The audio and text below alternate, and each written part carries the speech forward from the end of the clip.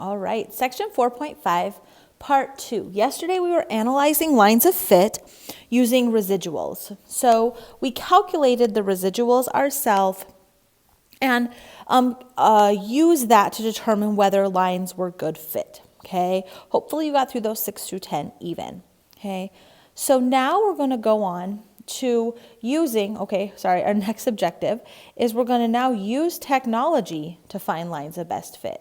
So we kind of eyeballed those lines and drew them in using a ruler. Our calculator uses a process called linear regressions. So this is the process the calculator uses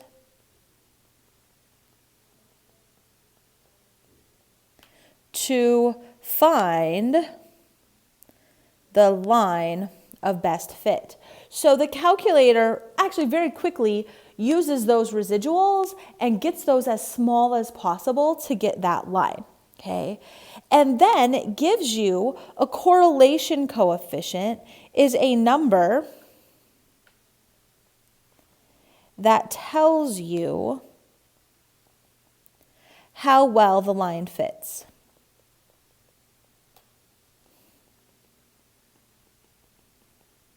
Okay, so it's a number that tells you how well the line fits the data. Okay, and it's a number normally in between -1 and 1. Okay, so it's a number in between -1 and 1. And we're going to go ahead and we're going to kind of create an arrow between -1 and 1, and here's 0 in the middle. Okay, the closer it is to -1 over here, and the closer it is to 1, means it has a very strong correlation. And if it's here to +1, it has a very strong positive correlation, meaning the line's going to have a positive slope and it fits the data really well. Here, if we get down to -1, it has a very strong negative correlation. If it's around 0 here, then that means it has no correlation at all. The data does not fit the line. So you want your data points to be close to -1 or 1. Okay, you want the correlation coefficient to be close to -1 or 1. Okay, so we're going to walk through the steps on how to first input data into a graphing calculator. You will need a TI-83 or TI-84 calculator. If you have a different type of calculator, you're going to need to Google how to do it and double check it with me before you take the quiz, because some calculators cannot be used for this part. Okay, so I'm going to be jumping back and forth between my camera inputting the data and writing down the steps. So here, example 3, this table shows the duration, so how long,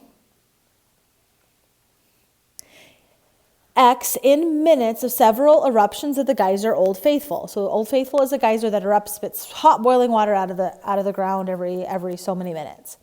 And the times Y in minutes until the next eruption.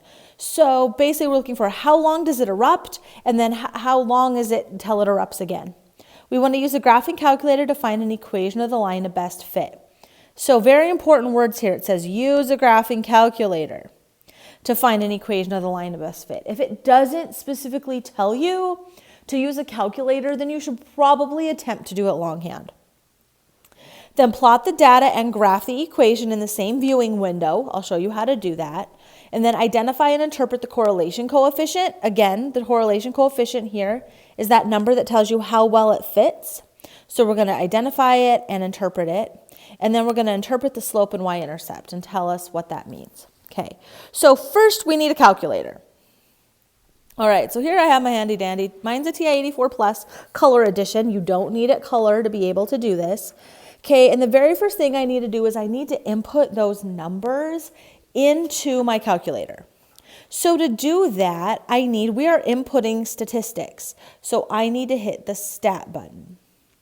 So stat and edit. See that first option there? That first option there says edit. So I'm going to write that down in my notes. We're going to go to the stat button, then edit to input the table, to input the X's and y's. Okay. All right. So I'll show you what that looks like. Okay. Option 1, edit, hit enter. So now here you get 2 lists. I have a bunch of stuff in my lists. I could delete every single value, or I can arrow up, hit clear, and then arrow down, and it gets rid of them all. Don't hit delete on it. It'll actually delete the list, and it's kind of a pain to get it back. You can get it back, but hit clear, arrow down. So in list 1, I'm going to put those x values. So my x values here started with 2, 2.0, I'm just going to put as 2, and then 3.7, 4.2, and then I just hit enter, and it brings me down to the next one, 1.9, enter, 3.1, 2.5, 4.4, sorry for the wiggly table, and 3.9. So we input those all in my list 1. So there's my x column, and then I'm going to arrow over. And then now I can input the y's that go with those x's. So for 2, an x of 2, my y was 60.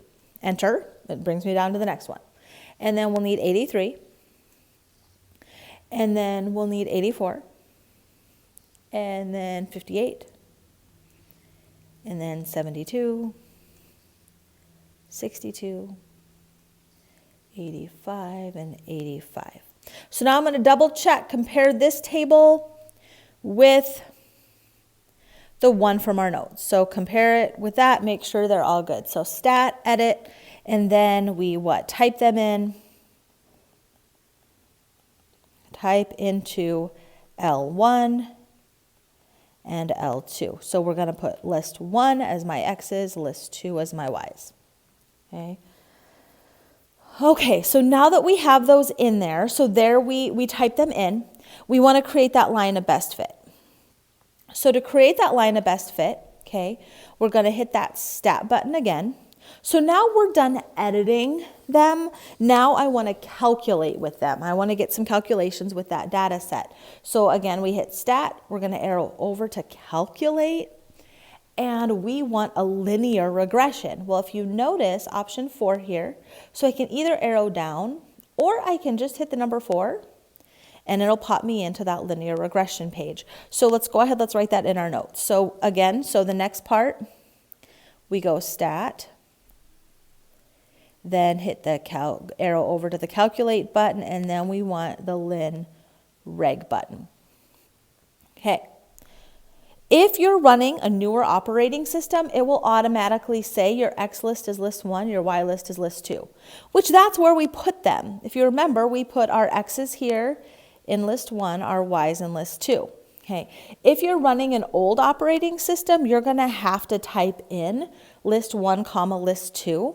But if you notice down here at the bottom, there under 1, the second button says L1, and that one says list 2. So if you're running an older operating system, you're going to have to type in list 1, comma, list 2. Okay. Right. So we have list 1 in there already. We have list 2. If you happen to put your X's and Y's in different lists, you can put different numbers there.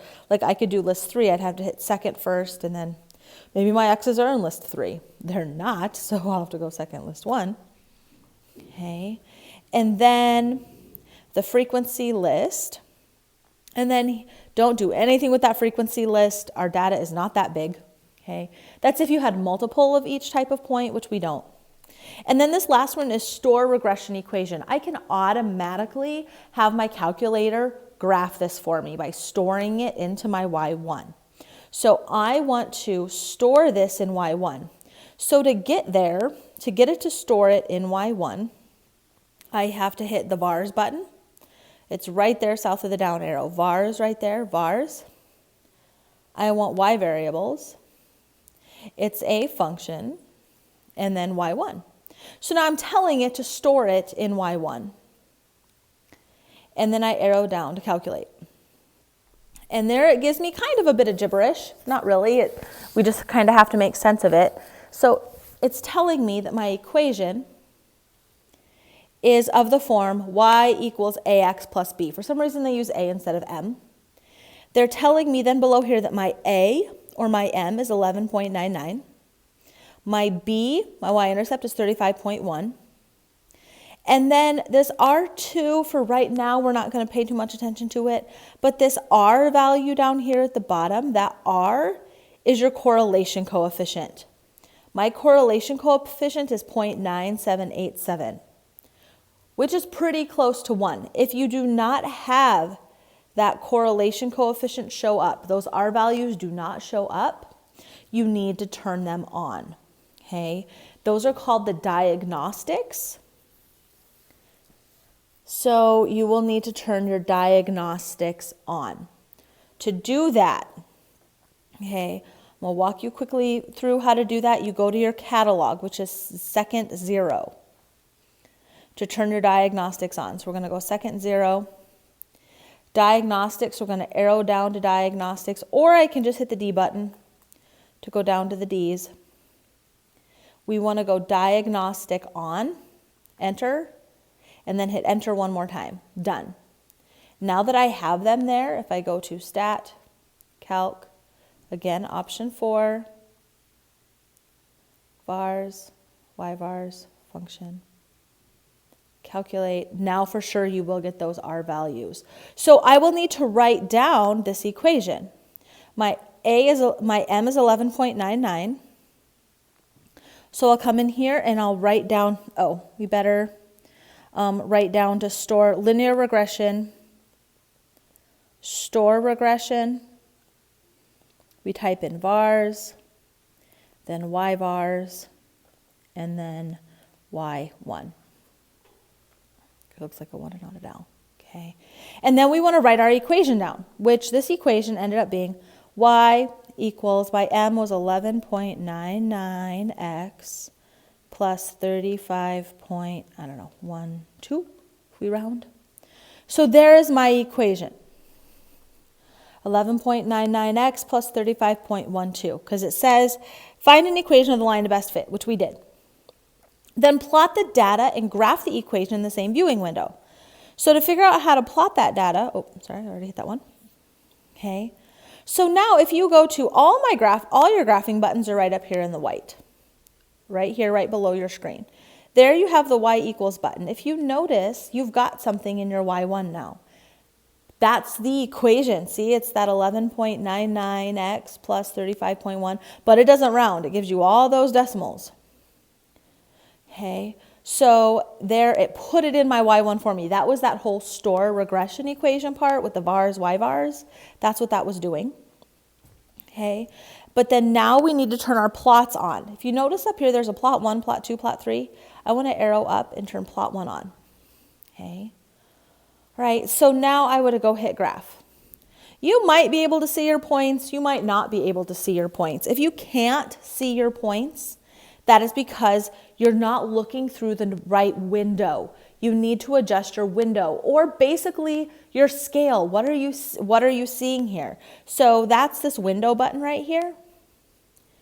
What's the smallest x that we need to see for this data? Let's look. My x's, the smallest is 2, my biggest is about 4.4. So I bet if I see from about 0 to 7, I'll be good. So I'm going to go my window. The smallest x I need to see is 0. The biggest x, let's go to 10. And this x SCL that's x scale. What am I counting by? Do I want to count by 1s, 2s, 10s? I think 1s are good. Now we're going to do the same thing with our y. My y's here, the smallest is maybe a 60, a 58, and then up to like an 85. So I bet if we go from about 50, so the y minimum, the smallest y I need to see is 50, and let's go up to, I don't know, maybe 100. And on those, let's count by 5s. We don't need to count by 1s on that. Don't worry about any of the rest of it, and then hit graph. There, now I see my points. All those dots are the points, and there's the line that fit those points. Okay. To get out of here, you go second and then mode button, quit. That'll take you back to the home screen. Okay, I'm going to go back and get my regression equation. Did you see how I just arrowed up? You can just arrow up and grab it and then hit enter again and it'll bring it back for you. My R value was 0.9787, so let's write that down. My R value was 0.9787. That's the correlation coefficient. So we identified it. It says, and interpret it. Well, since it's close to 1, data has strong positive correlation.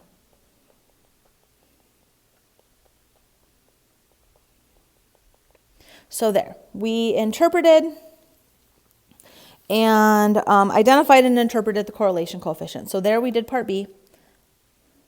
Okay, now part C, interpret the slope and y-intercept of the line of fit. Well, we can find the slope. The slope here is 11.99. The y-intercept is 35.12. Now we need to interpret it. Okay, well, what does that mean? That's 11.99. How I got that was from rise over run. Okay, so rise over run time. So this would be the time between eruptions is the y, right? And the x is the duration of the eruption, how long it erupts.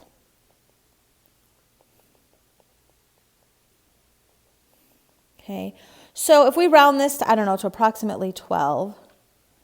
So as the time between, if the time between increases by 12 over 1, so for every 12 minutes in between eruptions, it erupts for 1 minute longer, something along those lines. Okay, so for every 12 minutes between eruptions,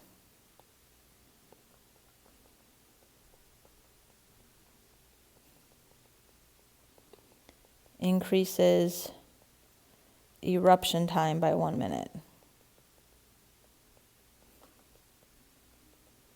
Okay, or for every 1 extra minute of eruption, it'll be an extra 12 minutes before it erupts, to kind of give us an idea when it'll erupt. Okay, all right, and then very last, correlation and causation. Okay, here it says, refer to example 3, that's the one we just did. Use the equation of the line to best fit. So here we can actually use then this equation that we've got right here to make predictions. Approximate the duration before a time of 77 minutes. So a time of 77 minutes, that's my y. So if y is 77 minutes,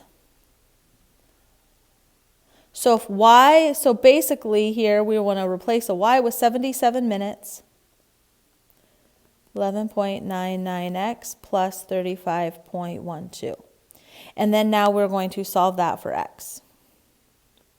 So we'd subtract the 35.12 from both sides and then divide by the 11.9, ... solve that for x.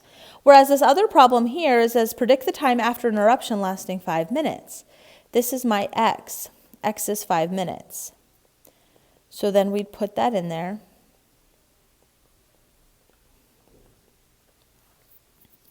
Okay. And then now we would just plug that and solve for y, which it's already solved for y. We just need to plug that in our calculator.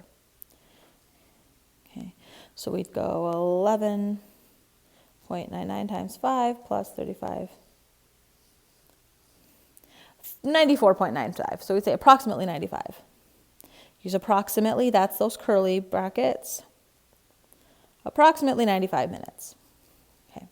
All right, now the very last thing we need to talk about is correlation versus causation. Okay. Correlation just basically means the two things are related. The two items are related, meaning as one goes up, the other goes up. As one goes down, the other goes down. We've talked about correlation, strong positive correlation, strong negative correlation. Causation, on the other hand, is one causes the other to happen. Okay.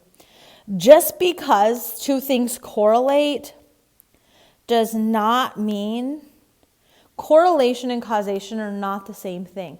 Just because two things correlate doesn't necessarily mean one causes the other. Okay? And they give us two good examples here. Tell whether a correlation is likely in the situation. If so, tell whether there's a causal relationship. So this is asking two questions. Is there correlation? And is there causation? Does one cause the other? Explain your reasoning. Okay. Well, time spent exercising and number of calories burned. Well, the longer I exercise, the more calories I burn. So there is correlation. And this correlation actually is positive, right? As one goes up, the other goes up. Okay. It has correlation because the longer you exercise, the more calories you burn. Okay. Now, so it has correlation, yes. Okay. But what about causation? Okay, sorry. What about causation? Does you exercising, does this actually cause this to happen? Yes. Because exercising burns calories. Okay, so exercising burns calories, yes, because one causes the other thing to happen. So now here on this next one, we have the number of banks and the population of a city. Well, let's think about this. The number of banks is going to go up as the population of the city goes up. So yes, I would say there is a correlation there. Okay. Yes, there is correlation, but what about causation? If I was to spend millions of dollars and put up 5 banks in Macintosh, would that cause the population to increase? No, this does not have causation because just building a bank does not cause the population to go up. Okay, so these have correlation, but not necessarily causation. Okay, so now our last bit of practice is going to be on page 206. You're going to go back and do problem 4, 12 through 26 even, 32 through 33. Once you have all the practice done, submit it and correct it. Please see me if you have questions.